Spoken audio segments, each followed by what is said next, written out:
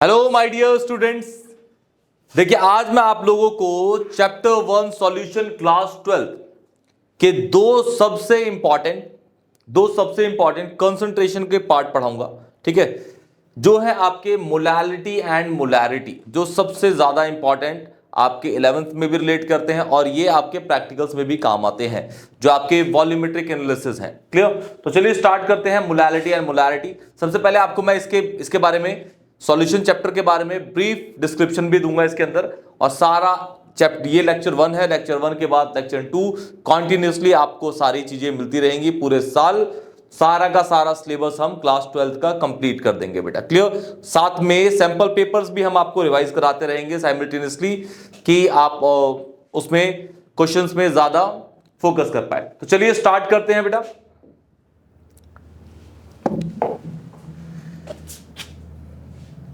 देखिए सॉल्यूशन हम सबको पता है कि सॉल्यूशन होते क्या है। ठीक है, सॉल्यूशन इज लाइक दो चीजों का मिक्सचर। हमने यही पढ़ा है 11th क्लास के अंदर, और होमोजीनियस हेट्रोजीनियस वो हम पढ़ते हुए आ रहे हैं। हम ये चीजें नहीं पढ़ेंगे यहां पे। हम क्या क्या पढ़ेंगे, स्टार्ट करते हैं। देखिए सबसे पहले हमारा सॉल्यूशन को देखते हैं बेटा।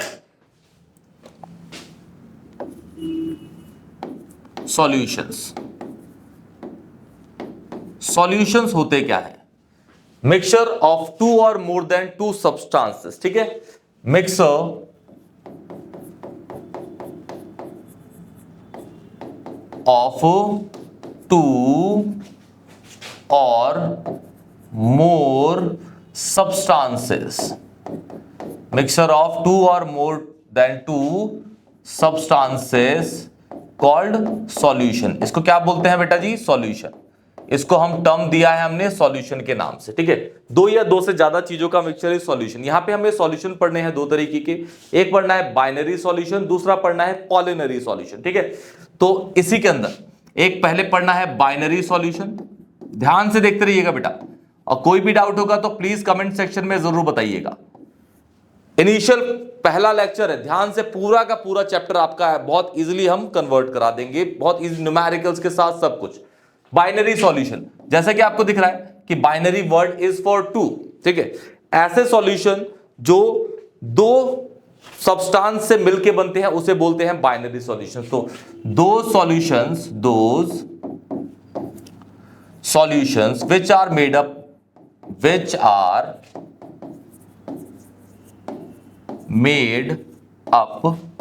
of two substances only, या फिर ठीक है two substances only called binary solution, उसे कहते हैं हम बाइनरी सॉल्यूशन। उसको बोलते हैं बेटा जी हम बाइनरी सॉल्यूशन। क्लियर? क्या बोलते हैं उसको?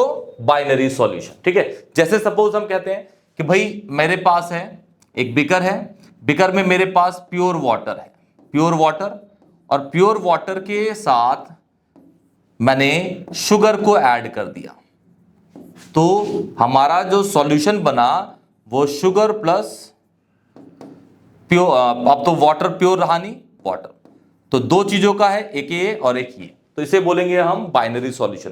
दूसरा हमारा सॉल्यूशन है एक पॉलिनरी सॉल्यूशन। अब पॉलिनरी सॉल्यूशंस क्या होते हैं? ऐसे सॉल्यूशंस को हम पॉलिनरी सॉल्यूशंस कहते हैं, जो ऐसे सॉल्यूशंस को हम पॉलिनरी सॉल्यूशंस कहते हैं जो दो से ज्यादा सब्सटेंसेस को मिक्स करने पे बनती है। ठीक है, तो those solutions are made up by more than two substances। ठीक है, more than two substances called पॉलिनरी सॉल्यूशन। उन्हें क्या बोलते हैं बेटा जी? पॉलिनरी सॉल्यूशंस। एग्जांपल के तौर पे सपोज मैं कहता हूं कि भाई मैं एक पॉलिनरी सॉल्यूशन बना रहा हूं। ठीक है, पॉलिनरी सॉल्यूशन मैं बना रहा हूं, पॉलिनरी सॉल्यूशन को मैं बना रहा हूं। तो पॉलिनरी सॉल्यूशन बनाने के लिए तीन सब्सटेंसेस का सबसे अच्छा एग्जांपल है आपका फॉर्मेशन ऑफ चाय, चाय लेते हैं तो चाय में हम डालते हैं milk, water, sugar, tea leaves, ठीक है। तो और भी अगर हम किसी फ्लेवर का किसी अलग फ्लेवर का चाय बना रहे हैं तो उसमें और चीजें ऐड करते हैं। इट मींस कहने का मतलब ये हुआ कि इसमें मोर देन 2 सब्सटेंसेस है, तो ये आपका पॉलिनरी सॉल्यूशन की कैटेगरी में आएगा, ठीक है बेटा जी। तो ये आपका पॉलिनरी सॉल्यूशन है, क्लियर, ओके। अब हमारे पास क्या है कि भाई हमने ना 11th क्लास में पढ़ा हुआ है कि सॉल्यूट और सॉल्वेंट को आइडेंटिफाई करने का एक ही तरीका है, लेकिन ऐसा नहीं है, ठीक है।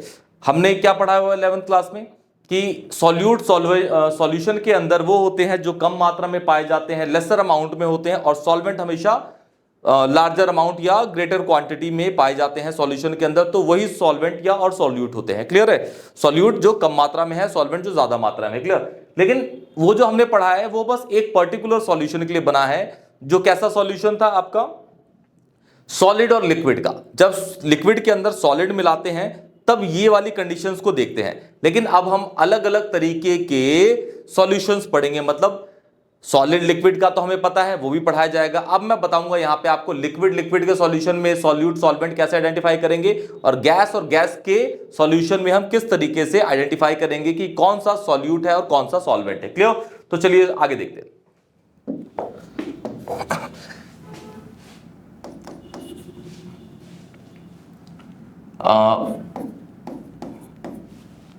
Identification of solute and solvent. और हम जो पढ़ना है ना वो हमेशा पढ़ना है बाइनरी सॉल्यूशन ही पढ़ना, याद रखिएगा। पॉलिनरी सॉल्यूशन के ज्यादा केसेस नहीं होते, ठीक है। अगर केस आया भी मैं क्वेश्चंस करा दूंगा, वैसे मोल फ्रैक्शन में उसका काम पड़ेगा पॉलिनरी के। इसमें 2 3 4 5 6 चीजें यूज होंगी, 2 वाला बाइनरी हमेशा मोलैरिटी हर कॉन्सेंट्रेशन में काम आएगा, क्लियर। तो आइडेंटिफिकेशन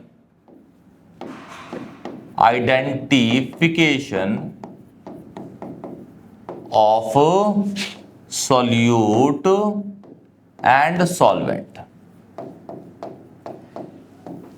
अलग अलग तरीके के स्टेट ऑफ सॉल्यूशंस होते हैं, जैसे सॉलिड को लिक्विड में मिलाया जाता है, लिक्विड को लिक्विड में, गैस को गैस में। तो उन तरीके के सॉल्यूशन में आप कैसे आइडेंटिफाई करेंगे कि कौन सा सॉल्यूट है और कौन सा सॉल्वेंट है आपका। जस्ट लाइक मैं आपको एग्जांपल देता हूं। जैसे आप लोगों ने 11th क्लास में पढ़ा है, पानी के अंदर मैंने सपोज चीनी डाल दी, तो चीनी आपके लिए हो गया सॉल्यूट, ठीक है, और पानी आपके लिए सॉल्वेंट हो गया। लेकिन लिक्विड और लिक्विड में आप इस तरीके से आइडेंटिफाई नहीं कर पाएंगे। सॉल्यूट तो आपको पता है, सॉल्यूट हमने जनरल डेफिनेशन पढ़ी है, सॉल्यूट सॉल्यूशन के अंदर कम मात्रा में पाया जाता है और सॉल्वेंट हमेशा ज्यादा मात्रा में पाया जाता है। तो इन चीजों को आपको अलग अलग स्टेट ऑफ सॉल्यूशंस में आइडेंटिफाई करना है। तो जो मैंने आपको पढ़ाया सॉल्यूट और सॉल्वेंट के बारे में कि कम और ज्यादा वाला, बस वो सॉलिड और लिक्विड केस में होता है, जो कि आपका पहला है इसके अंदर। देखिए पहला, सपोज कहता हूं कि भाई मेरे पास सॉलिड और लिक्विड सॉल्यूशन है, सॉलिड लिक्विड सॉल्यूशन है,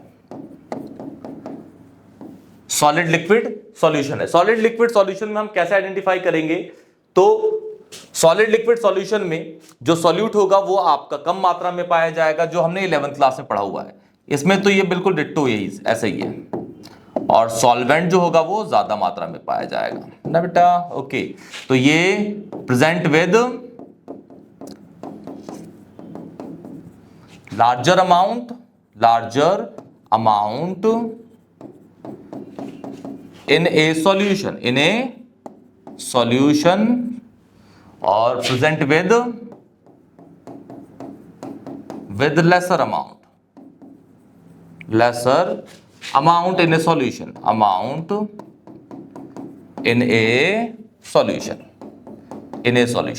इसको याद रखिएगा।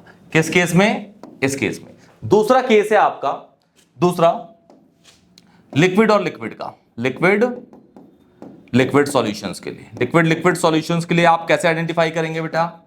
लिक्विड सॉल्यूशन में आप कैसे आइडेंटिफाई करेंगे? बहुत इजी है। देखिए सपोज कहता हूं मैं कि भाई मेरे पास 6.3 ग्राम HNO3 है, ठीक है, और इसको मैंने मिला दिया 49 ग्राम H2SO4 के अंदर। दोनों के दोनों लिक्विड होते हैं और ये बन गया आपका क्या, एक बाइनरी सॉल्यूशन बन गया। दोनों को मिलाने पे क्या बन गया? ये बाइनरी सॉल्यूशन बनके तैयार हो गया। ये बाइनरी सॉल्यूशन बनके तैयार हो गया। हम क्या करेंगे, इस HNO3 का और H2SO4 का सेपरेटली नंबर ऑफ मोल्स निकालेंगे। हमें सॉल्यूट और सॉल्वेंट आइडेंटिफाई करना है तो हम इस तरीके से करेंगे। इस केस में लिक्विड और लिक्विड के केस में इस तरीके से करना है। तो HNO3 का मोलर मास होता है 63 और इसका गिवन मास है 6.3, तो 6.3 अपॉन 63 जब काटेंगे तो वैल्यू आ जाएगी इसके मोल्स की, n is number of mole, इसका नंबर ऑफ मोल 0.1 मोल हो जाएगा। इसका निकालेंगे नंबर ऑफ मोल तो 49 अपॉन 98 हो जाएगा, जो कि 0.5 मोल्स है, 0.5 मोल्स है। ठीक है, तो किसके नंबर ऑफ मोल ज्यादा है वो आपका सॉल्वेंट होगा, जिसका नंबर ऑफ मोल कम है वो सॉल्यूट होगा। तो ये आपका ज्यादा नंबर ऑफ मोल है, तो ये आपका हो गया सॉल्वेंट, ठीक है, और ये हो गया आपका बेटा सॉल्यूट। ये सॉल्वेंट है, वो सॉल्यूट हो गया। इस तरीके से आप सॉल्यूशंस को पहचान सकते हैं, सॉल्यूट सॉल्वेंट को पहचान सकते हैं। इसके अंदर भी आपको क्लियर है, इसके अंदर भी क्लियर है। क्लियर बेटा? ओके। अब है आपका नेक्स्ट गैस और गैस का, थर्ड है गैस और गैस में gas gas solution, gas gas solution, gas और गैस के सॉल्यूशन। देखिए गैस और गैस के, सपोज मैं कहता हूं कि भाई मेरे पास ना 40 ग्राम CO2 है और इसको मैंने मिला दिया 100 ग्राम, ये 100 ग्राम है, 100 ग्राम NH3 के अंदर। पहली बात तो सॉल्यूशन ही नहीं बनेगा, क्योंकि गैस और गैस के मॉलिक्यूल में फोर्स ऑफ अट्रैक्शन इतनी वीक होती है कि इसका मॉलिक्यूल इसी से चिपका नहीं होता, अट्रैक्टेड नहीं होता, तो इसका मॉलिक्यूल इससे कैसे अट्रैक्ट करेगा? नहीं करेगा। क्लियर बेटा? रिएक्शन ही नहीं होगी। इसका मतलब गैस और गैस के मॉलिक्यूल्स में या सॉल्यूशन में we can't able to predict which one is solvent and which one is solute. Clear? तो in gas gas solution, in gas gas solution we can't able to predict which one is solute and which one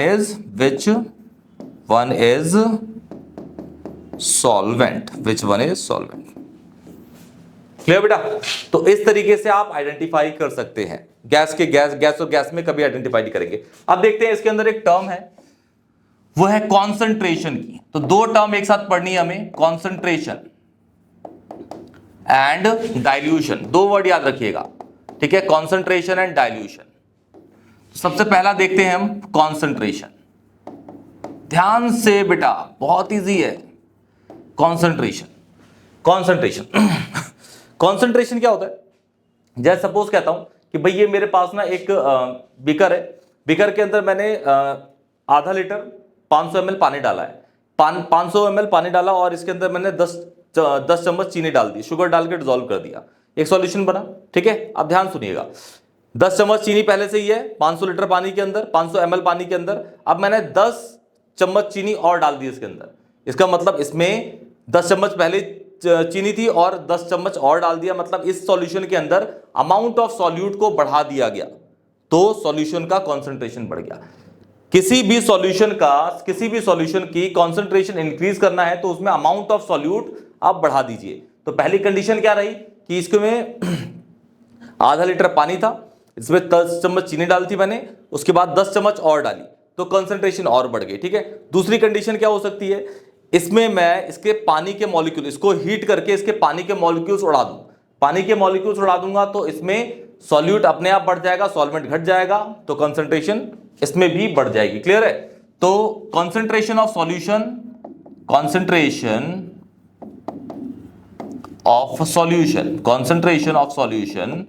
is directly proportional, याद रखिएगा, concentration of solution is directly proportional to the amount of solute, solute के amount पे रहती है। किस पे रहती है बेटा? solute के अमाउंट पे, concentration of solution। ठीक है, अब दो तरीके से हो सकती है concentration को हम इंक्रीज। ठीक है, जब किसी भी सॉल्यूशन में हम सॉल्यूट को डालें या फिर सॉल्वेंट को निकालें, सॉल्यूट को डालेंगे तो कॉन्सेंट्रेशन बढ़ेगी और सॉल्वेंट को निकालेंगे तो सॉल्वेंट कम हो जाएगा, सॉल्यूट अपने आप बढ़ जाएगा, तो भी कॉन्सेंट्रेशन इंक्रीज होगी। तो एडिशन ऑफ सॉल्यूट या फिर रिमूवल ऑफ सॉल्वेंट। ठीक है, इसी तरीके से हमें पढ़ना है क्या?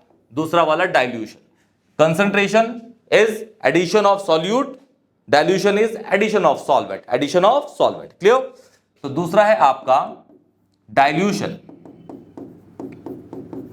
डाइल्यूशन, डाइल्यूशन क्या होता है? Dilution of solution, dilution of solution is directly proportional to the amount of solvent, amount of solvent, amount of solvent, amount of solvent। Clear बेटा? क्लियर ना? तो इनको याद रखिएगा। क्लियर? अब डाइल्यूशन बढ़ाना है तो डाइल्यूशन इसका उल्टा कर दीजिए। किसी भी सॉल्यूशन का डाइल्यूशन बढ़ाना है तो उसमें सॉल्वेंट ऐड करिए या फिर सॉल्यूट निकाल दीजिए, तो आपके डाइल्यूशन बढ़ गए। क्लियर बेटा? अब ये कॉन्सेंट्रेशन और हमने सॉल्यूट और सॉल्वेंट को आइडेंटिफाई करना सीख लिया है। अब हम देखेंगे कुछ कॉन्सेंट्रेशन के पार्ट। 11th क्लास में आप लोगों ने बस 4 तरीके की कॉन्सेंट्रेशन पढ़ी होगी, molarity, molality, mole fraction and mass percentage. आपको 12th के अंदर 7 कॉन्सेंट्रेशन पढ़नी है, 2 एक्स्ट्रा पढ़ाई जाएंगी क्योंकि 2 एक्स्ट्रा आपके प्रैक्टिकल्स में आती हैं। तो टोटल आपको 9 कॉन्सेंट्रेशन पढ़नी है। क्लियर बेटा? तो चलिए पहले नाम लिख लेते हैं उनके। Types of concentration, types of concentration. Concentration is all about amount of solute. याद रखिएगा बेटा, अमाउंट ऑफ सॉल्यूट कम हुआ, कॉन्सेंट्रेशन घट गई, अमाउंट ऑफ सॉल्यूट बढ़ा, कॉन्सेंट्रेशन बढ़ गई। इसको याद रखिए। क्लियर? टाइप्स ऑफ कॉन्सेंट्रेशन, पहला कॉन्सेंट्रेशन आपका है मोलैरिटी, जिसको डिनोट करते हैं कैपिटल एम से। सेकंड है आपका मोलैलिटी, मोलैलिटी जिसको डिनोट करते हैं स्मॉल एम से। थर्ड है मोल फ्रैक्शन, मोल का फ्रैक्शन जिसको डिनोट करते हैं काई से। फोर्थ है आपका mass percentage, mass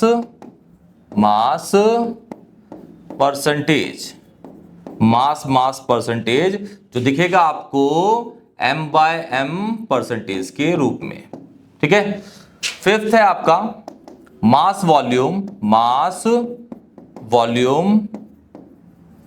percentage, mass volume percentage ये हो जाता है मास अपॉन वॉल्यूम परसेंटेज। ठीक है? फिर सिक्स्थ है आपका वॉल्यूम परसेंटेज, वॉल्यूम परसेंटेज। लेकिन इस लेक्चर में हम बस मोलैरिटी और मोलैलिटी को ही देखेंगे और नेक्स्ट वाले लेक्चर में बाकी की सारी कॉन्सेंट्रेशन को कर देंगे खत्म। ठीक है? तो ये हो जाएगा वॉल्यूम परसेंटेज। ओके? ठीक है? फिर 7th आता है आपका पार्ट्स पर मिलियन,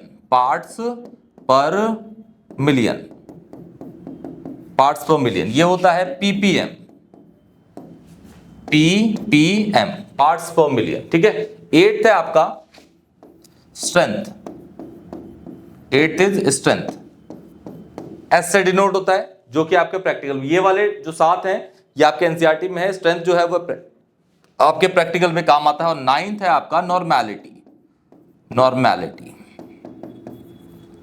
कैपिटल एन से डिनोट करते हैं। क्लियर? तो ये आपके टाइप्स ऑफ कॉन्सेंट्रेशन है बेटा जो आपको पढ़नी है, तो सबसे पहला हम स्टार्ट करते हैं बेटा। सबसे पहला मोलैरिटी, देखिए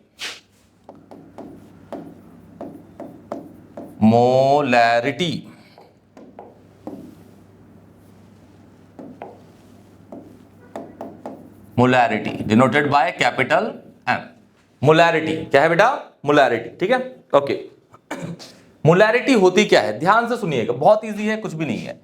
मैं कहता हूं कि भाई मेरे पास ये बीकर है, इस बीकर के अंदर मैंने 990 ml, ठीक है, प्योर वाटर डाला हुआ है। क्या है?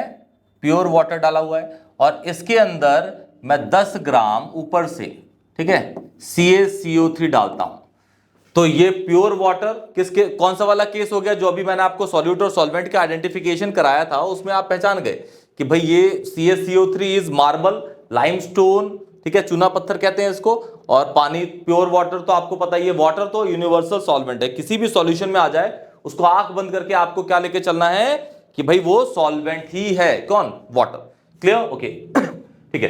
तो 9 से 90 ml यहाँ पे पानी है प्योर और 10 ग्राम हमने CaCO3 डाल दी। ये सॉल्यूट है, ये सॉल्वेंट है, ये तो आइडेंटिफाई कर लिया। सॉलिड और लिक्विड का केस है, ये कम मात्रा में, ज्यादा मात्रा में। ओके ठीक है।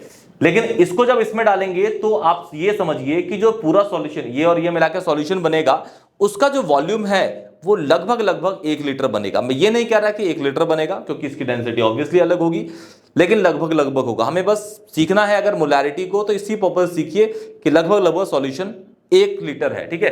क्वेश्चंस में आपको गिवन दिया जाएगा वॉल्यूम ऑफ सॉल्यूशन, या फिर निकालना होगा, वो निकल जाता है बहुत इजीली। क्वेश्चंस में हम देख लेंगे। ठीक है। तो यहां मान के चलते हैं volume of solution, volume of solution is equal to 1000 ml। ठीक है, याद रखिएगा कितना है, 1000 ml। ठीक है, ये सॉल्यूट हो गया, ये सॉल्वेंट हो गया। हम क्या करेंगे, सॉल्यूट जो भी है हमारे पास उसके नंबर ऑफ मोल्स निकाल लेंगे। तो नंबर ऑफ मोल्स कौन है भाई, सॉल्यूट ऑफ CaCO3 कितना है भाई, गिवन मास इसका 10 है और इसका मोलर मास निकालेंगे, इसका मोलर मास।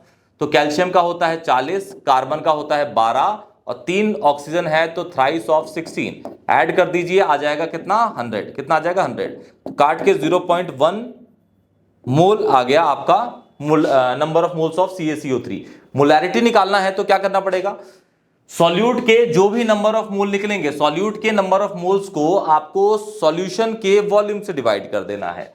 तो मोलैरिटी का सिंपल सादा फॉर्मूला है number of moles of solute divide by volume of solution, volume of solution. और ये किस में लेना है, वॉल्यूम ऑफ सॉल्यूशन आपको अगर लीटर में लेना है तो ऊपर 1, अगर ml में होगा तो 1000 आ जाएगा। क्लियर बेटा, क्लियर, नोट कर लीजिए। यहीं पे इसको सॉल्व कर लेते हैं। नंबर ऑफ मोल्स हमारे कितने हैं 0.1 ऊपर, और वॉल्यूम किस में दे रखा है ml में, तो नीचे ले लेते हैं 1000, और क्योंकि ml में है तो ऊपर आपको ये लेना पड़ेगा और ये कट जाएगा यहाँ पे। तो मोलैरिटी जो आएगी पूरे सॉल्यूशन की, मोलैरिटी वो 0.1 मोलर होगी, 0.1 मोलर होगी। क्लियर बेटा, तो ये आपकी मोलैरिटी निकालने का तरीका है। क्लियर। अब मैं इसकी स्टेटमेंट लिखवाता हूं मोलैरिटी की, ध्यान से देखिएगा बेटा, इसको नोट कर लीजिए पहले जल्दी से। यहां पे लिख देते हैं वैसे मोलैरिटी की, आप नोट करिए बेटा। और कोई भी डाउट होगा तो प्लीज कमेंट सेक्शन में जरूर बताइएगा बेटा। वीडियो अगर अच्छी लगे दोस्तों को शेयर करिएगा, चैनल को सब्सक्राइब करिएगा। 12th में मैंने चैनल्स पे आपके सारे प्रोजेक्ट्स भी डाल रखे हैं, नोट्स भी आप लोगों को वहां पे मिल जाएंगे। ठीक है, और ऑर्गेनिक के सारे लेक्चर अगर आपको नहीं मिलते तो प्लीज मुझे कमेंट सेक्शन में बताइएगा। पूरा चैप्टर मैंने करा रखा है, रीजनिंग क्वेश्चन के साथ, नेम रिएक्शन के साथ, सब कुछ करा रखा है बेटा। क्लियर। तो यहां पे अब इसकी स्टेटमेंट देखते हैं पहले मोलैरिटी की स्टेटमेंट। मोलैरिटी की आप लोग फैमिलियर होते ही हैं वैसे, क्योंकि आपने 10th में पढ़ा हुआ है। Number of moles of solute, number of moles of solute present in 1000 ml of solution, 1000 ml of solution. ठीक है, अब मोलैरिटी का फॉर्मूला ये लिखा ही हुआ है, फिर भी लिख देते हैं एक बार और।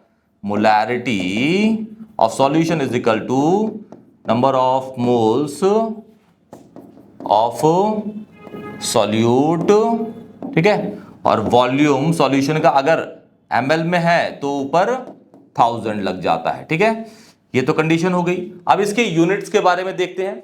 यूनिट्स पहला तो इसका सिंबल है, मोलैरिटी को डिनोट करते हैं कैपिटल M से, तो कैपिटल M। दूसरा इसके स्टार्टिंग के 5 लेटर्स, मोलर, क्या जाता है मोलर, मोलर। ठीक है, यहां पे आपका मोलैरिटी जो है ये वॉल्यूम पे डिपेंडेंट है। तो अगर मैं वॉल्यूम को टेम्परेचर से इंक्रीज या डिक्रीज कराऊं तो वॉल्यूम मेरे में चेंज होगा, यहां पे वॉल्यूम चेंज होगा तो मोलैरिटी भी चेंज होगी।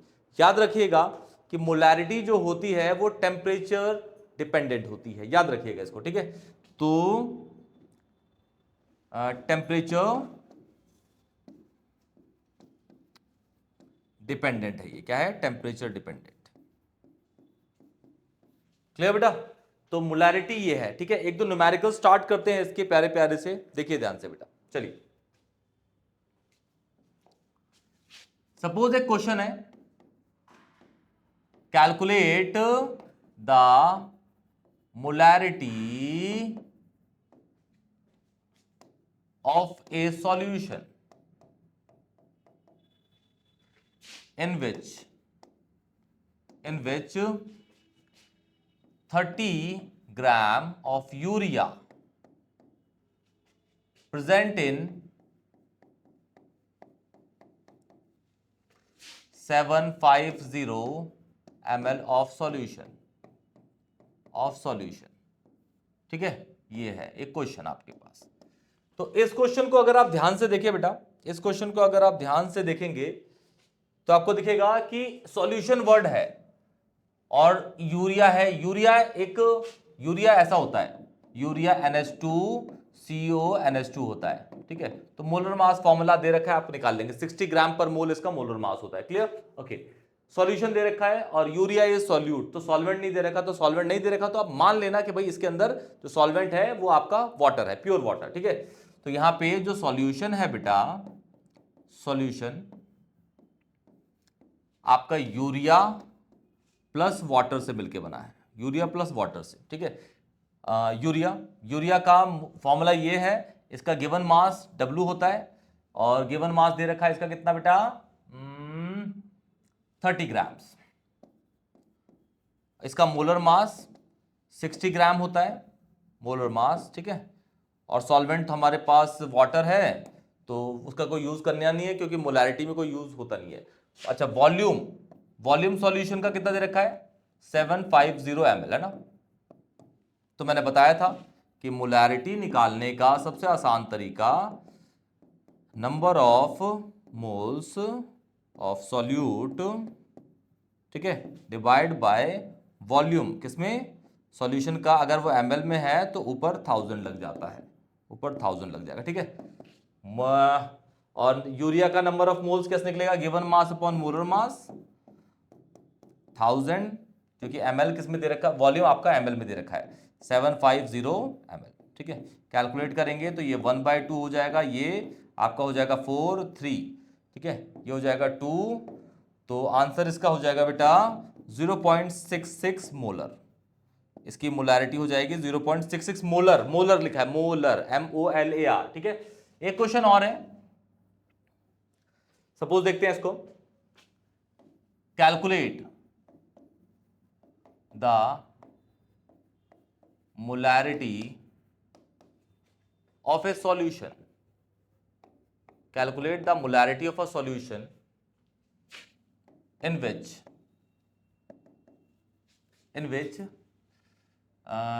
50% W/W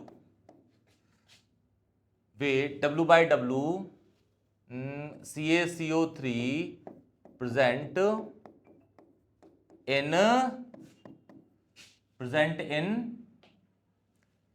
750 अगेन ले लेते हैं ml ऑफ सॉल्यूशन, ठीक है। ये दे रखा है आपको और इसके अंदर आपको मोलैरिटी निकालनी है, ठीक है, मोलैरिटी। तो इसको कैसे यूज करेंगे, ध्यान से देखिए बेटा, इसको कैसे यूज करेंगे हम। ये परसेंटेज वाला जो खेल है, यहाँ पे परसेंटेज वाला ये जो खेल है, इसको कैसे लोग लिखेंगे। तो सबसे पहले याद रखिएगा, ये जो ऊपर वाला लिखा होता है ना, ये आपका सॉल्यूट के लिए होता है और नीचे वाला जो होता है ये सॉल्यूशन के लिए होता है, याद रखिएगा। इसको लिखेंगे, सबसे पहले इसी को तोड़ते हैं, 50% W/W CaCO3 है ना बेटा, मतलब सॉल्यूट भी है, वो भी आपका ऊपर वाला सॉल्यूट होता है, नीचे वाला सॉल्यूशन। सॉल्यूट भी मास में होगा, सॉल्वेंट भी मास में होगा, और सॉल्यूट कौन है, CaCO3। कितना परसेंट है, 50%। तो इसका मतलब ये होगा कि 50 ग्राम ऑफ, क्योंकि सबसे पहले सॉल्यूशन का मास ही ले लेंगे, let the mass of solution be 100 gram. पहले मान लेंगे भाई कि सॉल्यूशन का जो मास है वो कितना है, 100 ग्राम है, तो उसमें CaCO3 कितना होगा, 50 ग्राम, क्योंकि 50% है, ठीक है। तो ये हो गया, ओके। तो बचा क्या इसके अंदर, वाटर, ठीक है। तो ऑफ CaCO3 है, ऑफ CaCO3 है ना, तो अब मास ऑफ वाटर, और वाटर भी कितना हो गया, इतना ही हो गया, वाटर भी 50 ग्राम ही हो गया, ठीक है ना। अब हमें निकालना है, यहाँ पे वॉल्यूम दे ही रखा है, तो मोलैरिटी, सॉल्यूट कौन है भाई, CaCO3, गिवन मास कितना है 50 है, मोलर मास कितना होता है CaCO3 का निकाल लेंगे 100 होता है, ठीक है। और वॉल्यूम किस में दे रखा है ml में, तो ऊपर 1000 होगा और नीचे आपका हो जाएगा 750, ये 4 हो गया, ये 3 हो गया, ये 2 हो गया, ये कट गया, अगेन वैल्यू उतनी ही आ गई, मतलब ये तो बाय चांस है कि आ जा रही है बेटा, ठीक है बेटा। तो ये आपके मोलैरिटी है, क्या है बेटा, मोलैरिटी, क्लियर, ओके। चलिए अब देखते हैं मोलैरिटी क्या होती है, इसको नोट कर लीजिए बेटा फास्ट जल्दी, और कोई भी डाउट होगा तो प्लीज कमेंट सेक्शन में जरूर बताइएगा। वीडियो अगर अच्छी लगे दोस्तों को शेयर करिएगा, चैनल को जरूर सब्सक्राइब करिएगा बेटा। चलिए अब देखिए मोलैरिटी, आपका मोलैरिटी, इसको हम स्मॉल एम से डिनोट करते हैं, स्मॉल एम से, ठीक है। डिफरेंस दोनों में यह है कि भाई इसमें मोलैरिटी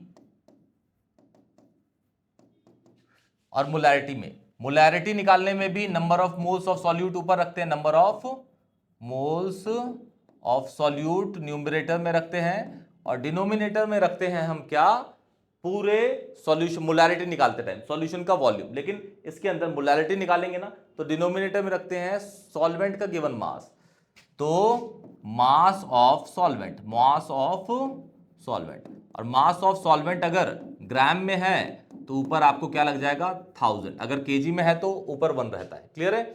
तो इसकी स्टेटमेंट जो होगी, number of moles of solute present in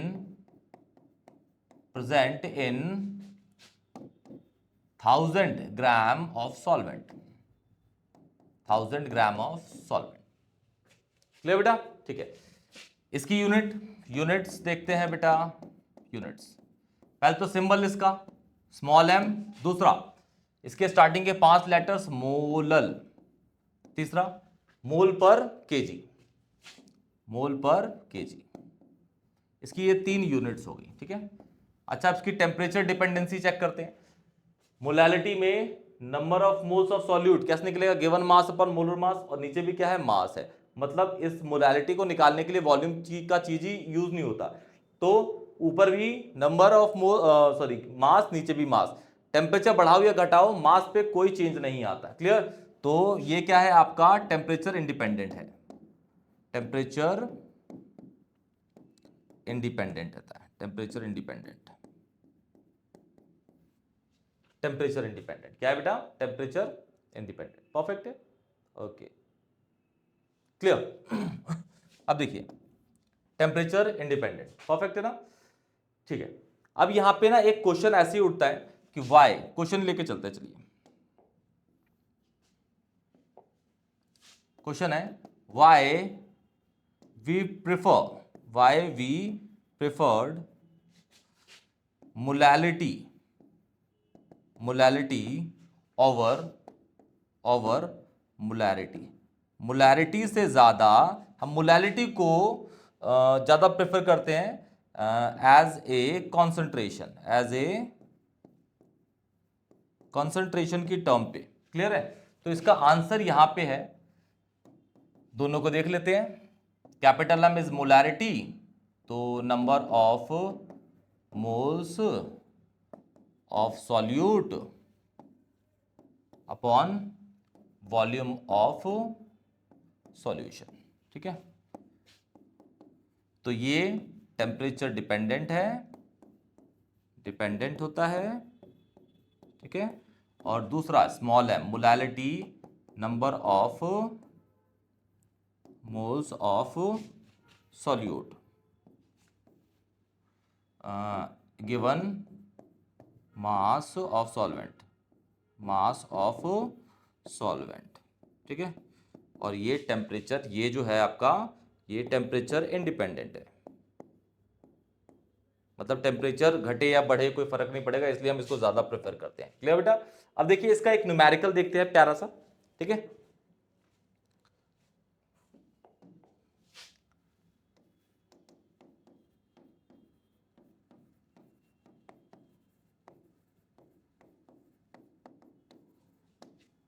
of a solution in which 49 ग्राम 49 है, ठीक है, gram of H2SO4 present in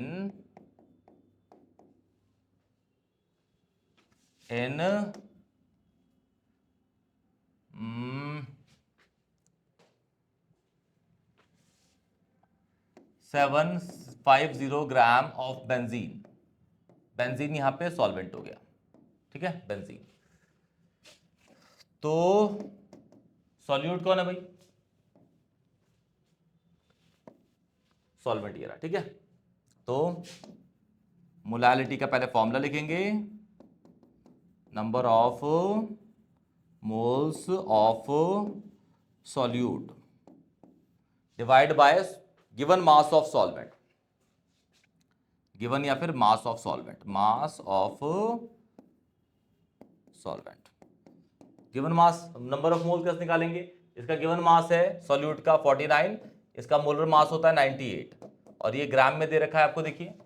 तो ये हो गया आपका 750, ये तो ये हो गया 1/2, ये हो गया 4 3, ये कट के अगेन वही आ गया, कोई बात नहीं, लेकिन इसकी यूनिट होगी मोलर, 667 मोलर। क्लियर बेटा?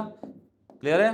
तो ये आपके मोलालिटी के क्वेश्चन। एक प्यारा सा क्वेश्चन देता हूं, आप लोग घर पे ट्राई करिएगा और आंसर मुझे उसका बताइएगा। क्लियर है? ओके, क्वेश्चन है 45% W/W of vinegar, vinegar is CH3COOH present in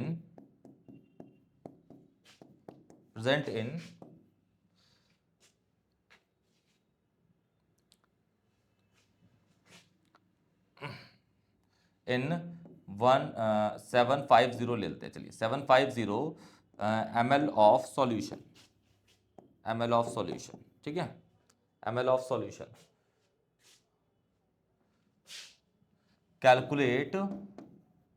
calculate the molarity and molality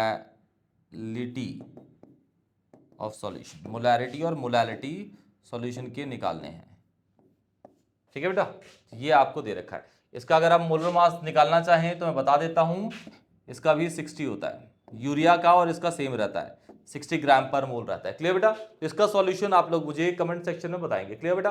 कोई भी डाउट होगा तो प्लीज कमेंट सेक्शन में बताइएगा। वीडियो अगर अच्छी लगी दोस्तों को शेयर करिएगा, चैनल को सब्सक्राइब करिएगा बेटा।